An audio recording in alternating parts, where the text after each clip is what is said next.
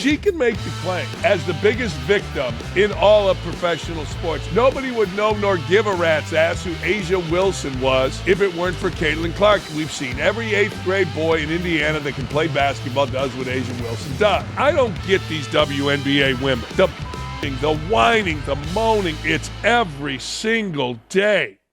You know, here's the deal. Easy. Asia Wilson is already making the claim. Do you even know who Asia Wilson is? Do you? Do you? Do you know who Asia Wilson is? She's a basketball player and a good one. MVP of the WNBA, champion of the WNBA. But damn, nobody would know nor give a rat's ass who Asia Wilson was if it weren't for Caitlin Clark. Asia Wilson's game, we've seen every 8th grade boy in Indiana that can play basketball does what Asia Wilson does.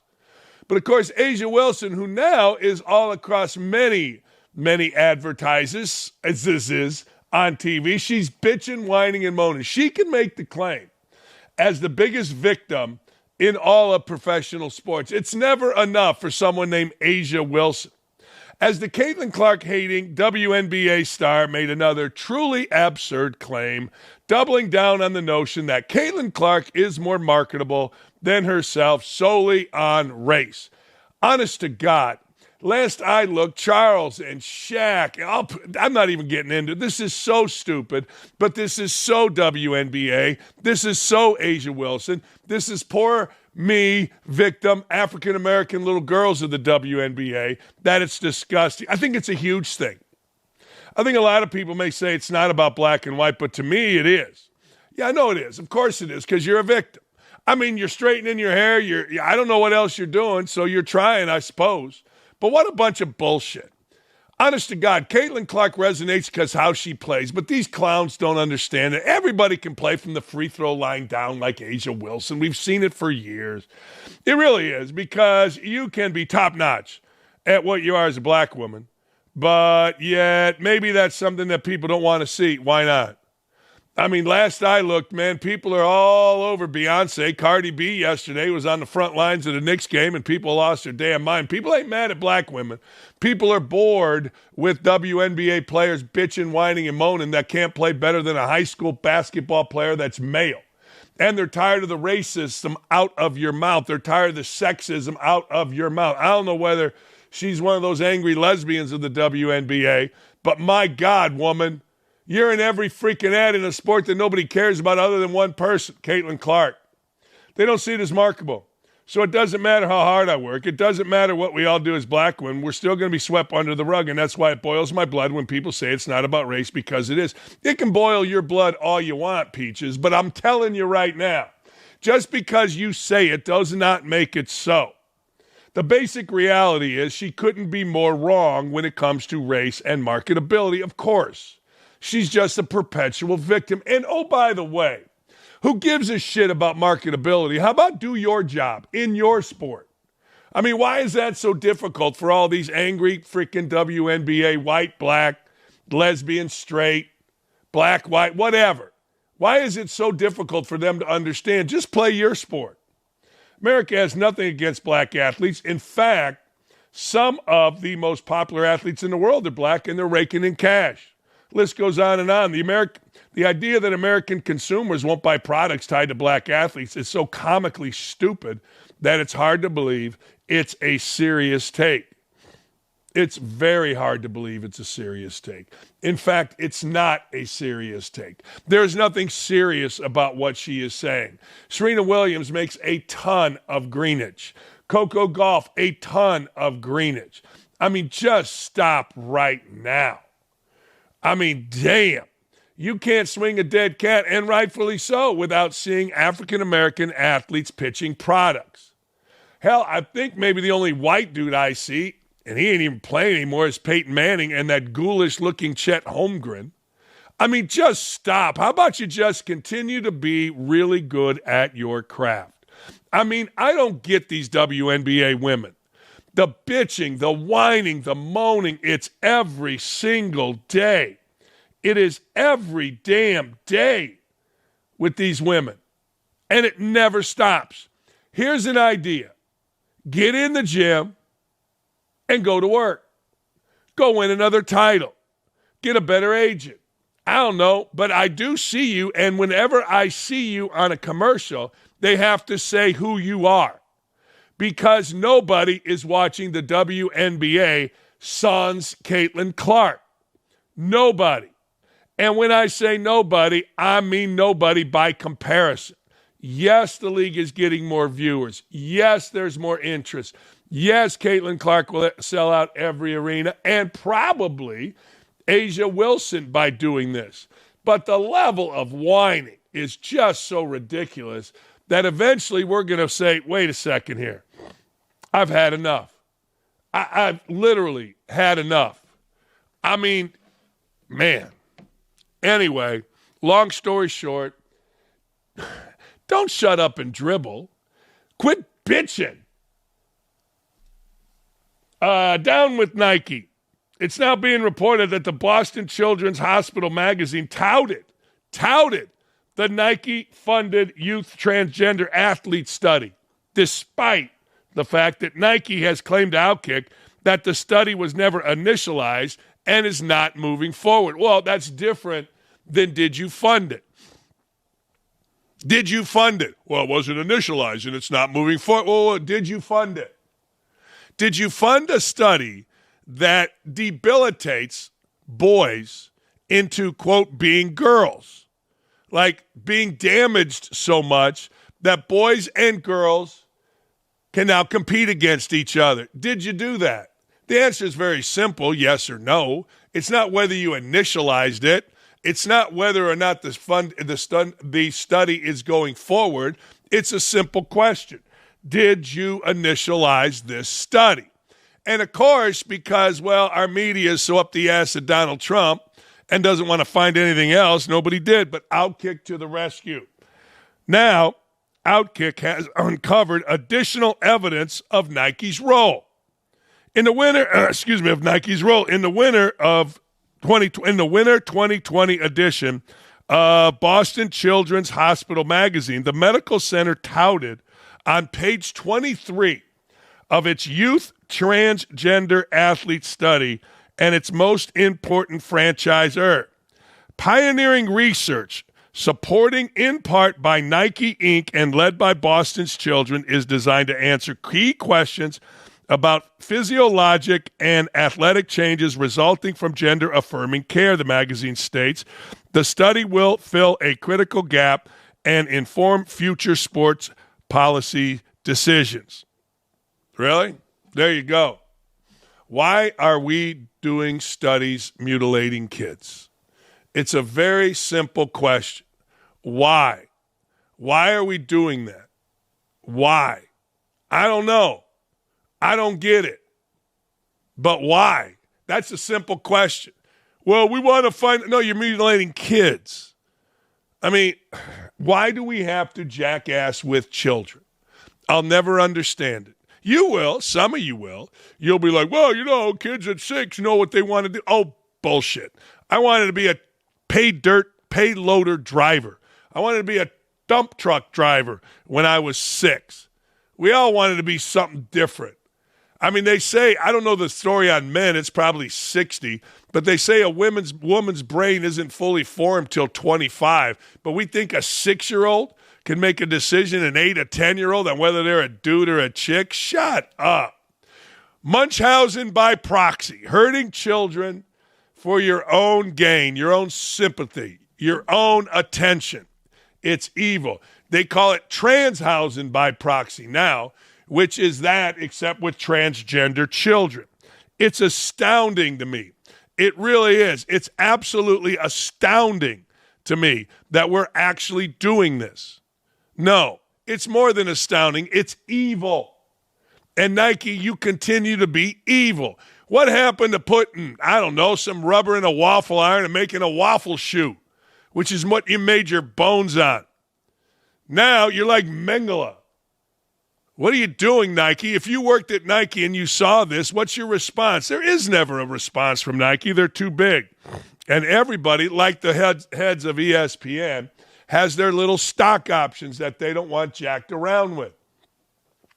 As Jennifer Say said about this study, this is about impairing boys to become and compete against girls. And oh, by the way, girls are not impaired boys. They're not. This really pisses me off. I'm going to ask Tommy Tuberville when he comes on the show a little bit later on today what he thinks about this and where he's at with this. I can't imagine the senator is very excited about this. This is absurd to me. Absolutely ab-effing-surd to me. Like crazy. Well, it was never initialized. That is just corporate talk. That's all that is. And it's not going forward, because you got caught. Nike, sell some shoes, sell some apparel, and suck it, Nike. Just suck it. Hey, enjoying the show? Of course you are. Why wouldn't you? Make sure you head over to youtube.com/@OutKick/videos to like, comment, and subscribe. That way you'll never, ever, ever miss any of our truly, truly fantastic content. Nah, you won't. It's great. Hey, Bob Costas, friend of the show, is pissed. He's pissed, and he's pissed about baseball. No, he's not pissed about liberals. Nah, he's not at all. The iconic sportscaster is taking aim at the Pittsburgh baseball Pirates, once an iconic franchise. We are family, 1979, Willie Stargell. Pops, spinning the bat. We all had a Willie Stargell imitation. That's right. He claims the organization has no excuse for being this bad for this long, highlighting the fact that the Pirates refuse to spend money in a winnable division. Well, this ain't new, people. This ain't new. Pirates been doing this a long time. Hey, by the way, did you know that the Colorado Rockies have actually fallen like 6 or 8 games behind last year's White Sox record-setting losing pace? Man, what the hell ever happened to Chris Bryant? But I digress. Let's hear from Costas. Here's Costas. Twice and acquitted themselves well, even though they lost. So that's the only comparable thing I can think of. But here, I think, is the real answer. If you're the Pittsburgh Pirates, and if you're a long-suffering fan, and you're right, they have a great baseball history. They have one of the best ballparks in the major leagues, and they flounder constantly. Think about this, though, Dan. There are 10 teams in the 2 central divisions in the major leagues. Only one of them is in the top half of payrolls. That's the Cubs at 10th. Next is the Tigers at 17th. Half of the 6 playoff teams last year in the American League came from the AL Central. The Tigers, the Royals, and the Guardians, and the Twins, who have now had the trapdoor open on them, but the Twins were barely outside that group. They were alive in the last week. Other than the Cubs, in theory, who is going to greatly outspend the Pirates in the National League Central? One of the things that mitigates the admittedly large payroll gaps in the major leagues is the third wild card. You know, whether you like it or not, you can say, hey, if we can win 85, 86 games, we got a chance to get into the March. But what's the Pirates' excuse? They play a huge percentage of their games within the National League Central with other teams that aren't running away from them payroll-wise, and you've got a second and third wild card. You don't have an excuse to be this bad, this consistently for this long. The man ain't wrong. The man is not wrong. There was a time when the Pirates were really good every single year. Now, there was a time when they were really bad back in the 70s for a little bit, but then they got the thing figured out. I mean, the Pirates had household names. People know Roberto Clemente, Dave Parker, Hall of Famer, Willie Stargell, Hall of Famer. Rennie Stennett, 7 for 7. He did. He went 7 for 7 against the Cubs, still an all-time record in a game. I watched it. I did. Richie Hebner at third. Yeah, Manny Sanguillen, the first catcher I ever saw throw from his knees. Paul Skeens, the latest hero. And here was Paul Skeens had to say about his manager, Derek Shelton, getting fired. Yeah, unfortunately, I wasn't shocked. At the end of the day, I mean, we're 12 and, I don't know, 27, 26, whatever it is. So someone's got to be held accountable. Unfortunately, you know, right now it's him. It's just kind of how it goes. But I don't know that it fixes the root of the issue, which is that we need to play better. So that's been the messaging today. It's been the messaging for, you know, a little bit now, and you know, we still got to do that.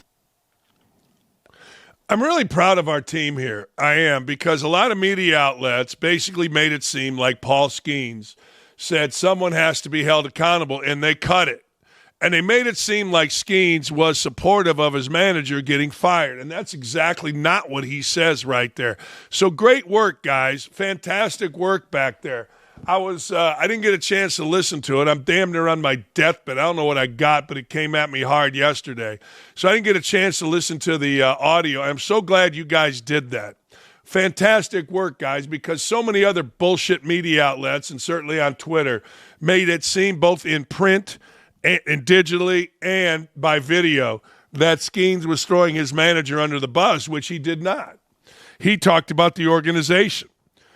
Here's our guy, Ian Miller. When ownership refuses to invest, it takes a perfect storm of young talent all succeeding at once in order to become competitive. Any reasonable outside observer would say the Pirates did not have enough young talent to support Skeens in 2025. And with a likely record-breaking contract on the horizon for him, assuming he's healthy, the clock is already ticking on his time in Pittsburgh. You know, I don't look at anybody's books. I have no idea. You know, that stuff bores me, and I know that numbers can be, well, they can be massaged a variety of ways. When Bob Costas said the Cubs were 10th in spending, it kind of pissed me off. I mean, it's not like the Cubs are a small market team. They're my team. But the Pittsburgh Pirates and other organizations are doing their fans a massive disservice. Like, if you go to a Pittsburgh Pirates game, I would imagine you're simply going, A, to see Skeens, B, to hopefully see his girlfriend, Livy Dunn, and C, you just like a night out at the ballpark, or D, you're coming to see somebody on the other team. But it's not like you're coming to support a successful franchise. And it's been that way for a long-ass time. You know, speaking of big cities, the White Sox, everybody points to the Cubs being a big market team. What the hell are the White Sox? I mean, last I looked, what is it, Chicago either number 3 or number 4? I don't know where Dallas fits behind New York and, of course, L.A. But damn. No, Major League Baseball has a problem. The haves have, the have-nots suck. And the have-nots continue to fire managers. They get new GMs. They get new regimes in here. They get a good draft choice because, well, frankly, when you suck, you get good draft choice like Skeens. And then he ends up playing somewhere else, most likely the Yankees, Red Sox, Dodgers. And that sucks for all of us, for all of baseball. It does. Yeah. I don't like it. Hey, Bill Maher, he took a blowtorch to all the insufferable Democrats that literally hate America. And I don't understand it. While seemingly siding with terrorist nations over our great nation. That's what these Democrats are doing, and I don't get it. If the thought leaders in the Democratic Party keep encouraging and not rebuking the idea that America is cringe and the people who run Gaza are great, Democrats are doomed. Even the most staunch Democrats are starting to see, wait a second, how are we and why are we supporting terrorists? I don't get it. Because let's just be honest. They're the only people that are. Nobody else is. Period. Honest to God, here's Bill Maher on Democrats being doomed.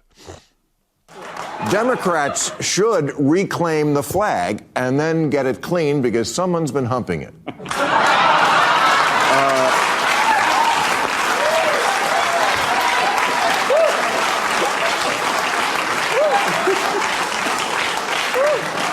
But seriously, this is a serious problem for Democrats. Less than 1 in 4 Democrats under 30 say they're proud to be an American. 54% say they're embarrassed by it. Embarrassed? Like America's your mom picking you up at school? You're embarrassed to be an American? Well, guess what? The feeling's mutual. Because you have no perspective. Is America perfect? No, of course not. No country. The U.S. is leagues ahead of the rest of the world on most of the progressive issues that are important to young people. America has 14 million women-owned businesses. 17% of black women are starting businesses, which is faster than white women or white men. Gay Americans are free to marry, and 49% of them own property. Yes, in America, gays buy buildings. In other places, they get thrown off them.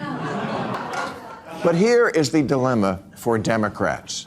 Their young people, their key constituency, not only don't like their own civilization, they like the wrong one.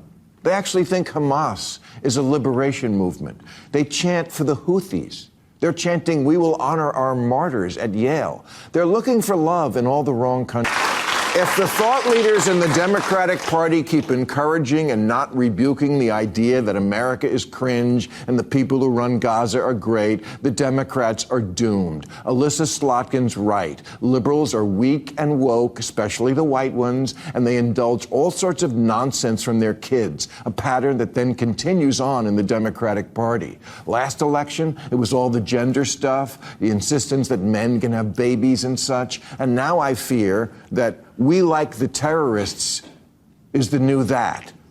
Liberals need to push back on the dumb ideas that come from their children. Liberals need to do what Charles Barkley said. You know, we don't really listen to our kids, do we? Hell no. No. Yeah. Liberals need to figure out, we live in a great country. Liberals need to figure out, they don't need to figure out anything. Hell, keep doing it. We're going to keep making America great. But if this would be a stronger nation if we had sense. If we had sense on both sides. If somebody said, okay, let's be honest. Hamas is a terrorist group. Let's not support that. Doesn't seem that difficult. Men aren't having babies. Women should compete against women. It really isn't that hard. You don't even have to go deep into the weeds. Hey, look, we should never allow criminals into our country from other nations unvetted. It really is not that difficult. Then you can get into all the economic plans and all that kind of stuff, but we need the Democrats to be serious people. We don't need the face of anal warts, Joy Behar, and her ilk running around calling everybody a Nazi that she doesn't agree with. You know, somebody said that to me on Twitter the other day, and I got thinking about it. Wait a second here, and this is always my argument. I've raised 2 great kids. I've been a great stepfather. I've put 5 different people through college, including a couple that aren't my own. I paid back my scholarship to Indiana University. I've never been arrested. I've paid taxes every year. I basically, whether mowing lawn, being a paper boy, washing cars for neighbors, I've been working since I was probably 10 or 12 years old. And I'm a Nazi? I've never asked for a government handout. I've never asked for a PPE loan. I've always had insurance. Never been in a public fight. Never been anything other than, I don't know, and I'm a Nazi? If that makes me a Nazi, I don't know what to tell or how to describe others. But that's all they got. You know, even a good friend of mine puts on Twitter, if you voted for Trump, you're a Nazi. I know that guy's background. I know what he was up to in his life. Jesus. A lot of stuff that I certainly wasn't. So suck it, every one of you Democrats. And Bill Maher's right. It would be a better country. It would, with a 2-party system that was serious about the problems of our country. That's about as good as or as well as I can state it. Let's be a serious country. Let's cut out the bullshit. Guys are giving me a headache. Hey, I'm all for you. I was raised a Democrat. But seeing this bullshit, stop it. Or continue on. You'll never win an election because people aren't afraid anymore. You're not going to have some liberal professor say she was debased by me when I said I wouldn't go at it in a pool with her. Not going to have all that nonsense of some guy. Remember some guy made like an okay sign? He got banned from Wrigley Field? That bullshit is done. So come on out. Let's have serious conversations and a lot of fun. Hey, a friend of the show, legendary football coach, the great Urban Meyer, threatened to quit Ohio State. He did it directly. He did. I know this to be fact. He did it directly to Gene Smith, the athletic director's face, if he wouldn't allow him to hold church services for his players. Coach Meyer stands on business, Nick. Should more college coaches push faith on their players? See, I would argue against what that just said. I don't think anybody pushes faith or really, in most ways, pushes anything other than working harder than you want to on players. Let me explain. Urban Meyer didn't just wake up one day and say, you know what? Everybody's going to church. No, he read his team. Didn't push anything. You read your team. You see what they're about. Urban Meyer has all kinds of different things. Leadership committees, captains committees, honor clubs. He talks to his players. You think he won that much by just showing up, putting a football in the ground, and yelling hike? So he read his team, and this is what his teams were about, to the point where when Gene Smith, obviously, is the athletic director, you got to be a little bit careful about this. He felt strongly enough, Meyer did, that this would help his team. Now, make no mistake, Urban Meyer is all for his players, but he's also all for winning, and he understood this is what the players were about. Here's Urban standing on business. Go to it, and then every Sunday, right before our team meeting, we're going to have church service, because you take the whole week, players won't have time to go run a church, so I want to bring church to them. And so the school attorney comes over to me and said, "Coach, you can't do that." And I said, "I can't do what?" She says, the person says, "You can't have the Bible study and you can't have the church service." And I said, "Well, we're going to do it." I said, "Well, you can't, it's separation of church and state, you can't do that." And I said, "I'm really busy. We're doing it." She got our athletic director, Gene, comes over, and I haven't told this story many times, but he comes over and he can tell, he's like, "Okay." And I said, "Gene, we're doing this, and if not, you gotta let me go, because I can't do this." Wow. He's like, we're good. And he said, "Let's go talk." So the compromise, we had to call it reflection, right? Yes, sir. Said, Stop telling the secrets, man. but I don't know, in this day and age, you're 18 to 21 years old. We take every second of their time. How do you not do that? That's more the question.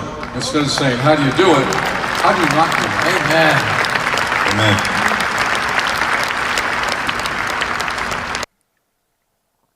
We're going to throw this back to last year. The Freedom from Religion Foundation, some bullshit group that hates America and hates religion, wrote a letter to Deion Sanders demanding he stop practicing his faith in front of his team. Yeah. Let me have that letter, please. I got to go take a dump, and I'm out of toilet paper. Here, Coach Sanders' team is full of young, impressionable student-athletes who would not risk giving up their scholarship, giving up playing time, or losing a good recommendation from their coach by speaking out or voluntarily opting out of his unconstitutional religious activities, even if they strongly disagree with his beliefs. See, that's just all the bullshit stuff. See, these guys have never been in a locker room, and they just make this up. They go by what they think or the media tells them, but the truth of the matter is Sanders, again, read his team. Coaches exert great influence and power over student-athletes, and those athletes will follow the lead of their coach. Good. Follow them right to church. Absolutely right. Follow them straight into the chapel. Using a coach's position to promote Christianity amounts to unconstitutional religious coercion. Tough shit.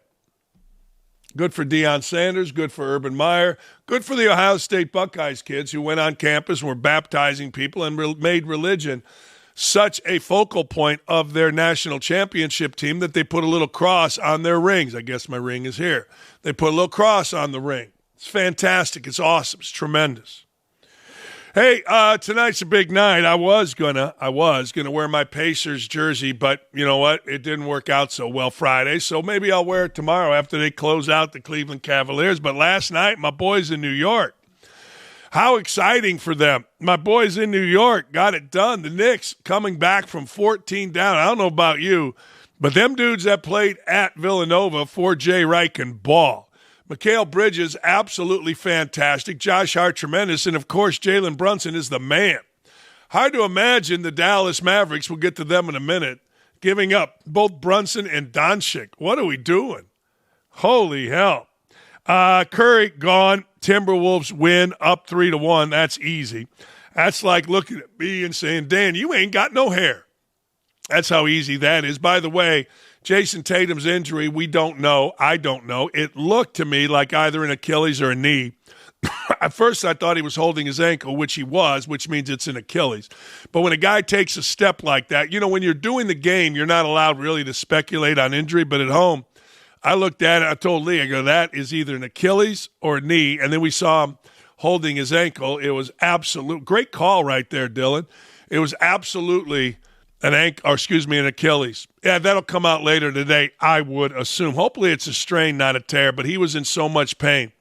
And if you've ever been by anybody, and I've been by two people that literally were standing there and tore their Achilles, they both thought that I kicked them. One of them, an assistant coach, we were standing next to each other. He looks at me. He's like, God dang it, Danny, why'd you kick me? I go, Ron, I'm standing right here. He tore his Achilles, and the other one was my brother chasing a guy off of a down screen in the Jewish Lawyers League. Over at the JCC, the Jewish Community Center, we always laugh. I go, Tom, you were chasing that guy. He was going like 0.1 miles an hour, and you were going 0.01 miles an hour, but damn, it was a chase. Anyway, go Pacers. All right, was the lottery rigged? Yes. It's always rigged. Going back to 1985, it was rigged. Social media erupted after the Mavericks won the Cooper Flag sweepstakes after entering the lottery with a 1.8% chance. Hey, Davey, are you a conspiracy theorist? You gave away Doncic. We'll get you back in the lottery, and you'll get Cooper Flag. I mean, you know what? Chris Paul left New Orleans. Here comes Zion. A lot of this going around. What's your thought? I think that's the case, Dan. Whenever you look at the 1.8% chance that Dallas had to get the number one pick, the entire controversy leading throughout the season as it relates to Nico Harrison, I love a good conspiracy theory like this. But, I mean, if Adam Silver wanted to boost ratings and the drama surrounding the league, this was the move to make. I'm all for it. I also think it's good that Cooper's not going to go to like the Wizards where he's going to just have his talent watched and nothing to play alongside. So I'm at least glad he's going to be able to go somewhere and be able to win early. I always wonder how you fix the lottery. They said back when – this is going way back. The first lottery, 1985, the New York Knicks needed a star. Patrick Ewing was the star of stars, national champion, all that kind of stuff. You would put your hand in a bowl and pick out a team. Well, they said, coming later on, the conspiracy theorists said that they froze the card that had the Knicks on it. So when you touched that card, you knew not to pick them until the end. I don't know how you do it. I'm not smart enough. But, Davey, I got to tell you, it's happened a number of times, man. Coincidence? I don't know. I'm with you, Dan. I'm with you on that for sure. Yeah, I mean, let's be honest. It's not that easy to fix a lottery, but I'm betting it ain't that hard either. And Adam Silver's sitting there telling Nico Harrison and the bosses, hey, look, I got this. Let's get a star to L.A. I'll get you a star. It's all going to even out. You ain't winning with Doncic anyway. Let's get this figured out. I don't know, but I dig it. I do. And I'll always dig stuff like that. All right, we come back. Brandon Tierney, WFAN Sports out of New York. Perfect guest for today. How good's our team? We'll be right back.